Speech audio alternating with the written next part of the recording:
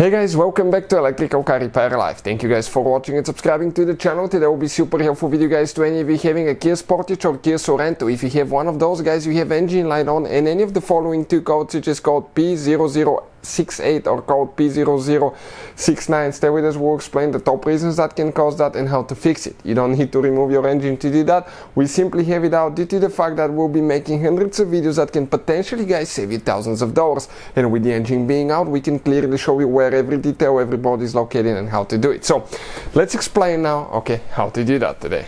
So this should work on Kia Sportage and Kia Sorento different years. For instance, they start using it in early 2012 all the way to 2016-17 depending on the market guys.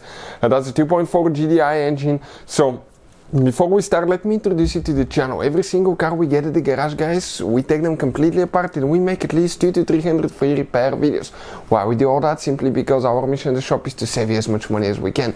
All we need in return, please subscribe to the channel, like the video, that way we can keep providing this free information to you.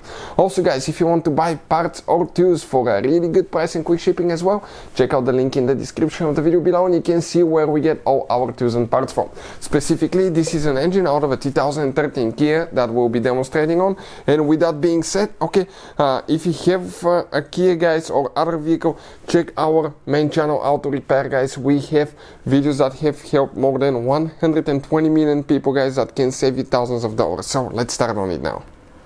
So lately guys, many of you have been asking us which scanner we recommend for diagnostics, for code scanning and things like that, and we decided to share the information with you. This is the one. We'll put the link in the description of the video below where you can get it from guys. It's amazing tool that can pay itself off in one-time use. Check out the link if you need more information.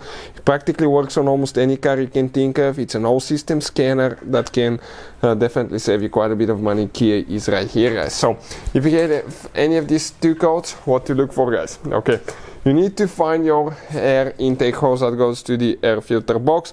Make sure you don't have a muff sensor. Some Kias may come with a muff sensor depending on the year and the market they're built for. If you don't have one guys, okay, if you have a muff sensor, make sure everything's don't have one or have one. Make sure that this clamp is tight. Okay, make sure you don't have any vacuum leaks and make sure the hose guys, okay, to the throttle body here is tight as well.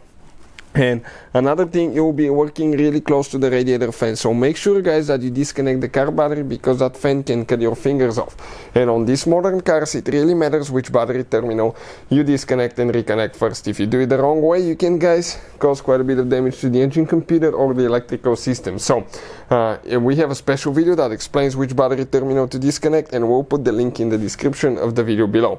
Another thing guys, if you look at it now guys, okay, right here, make sure the throttle body, okay, here's a gasket between the throttle body and the intake manifold. If it's leaking or loose, that can cause that code as well.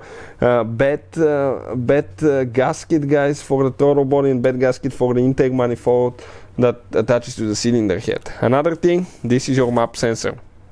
Very often guys, if that sensor is bad or not reading correctly, you can get these codes. You need to inspect the wiring harness to make sure that it's plugged and not broken. We have a special video that explains how to replace that sensor, okay, and it's going to cover everything from start to finish. Also, that sensor has one O-ring, green O-ring, that if it's too flat it can cause leaks and can cause these codes as well. But if you guys, okay, suspect any of these codes, probably what we see here at the shop, 7 out of 10 times it's a bad sensor. Hopefully the video will be helpful to any of you trying to figure this thing out. Thank you for watching and see you guys next time.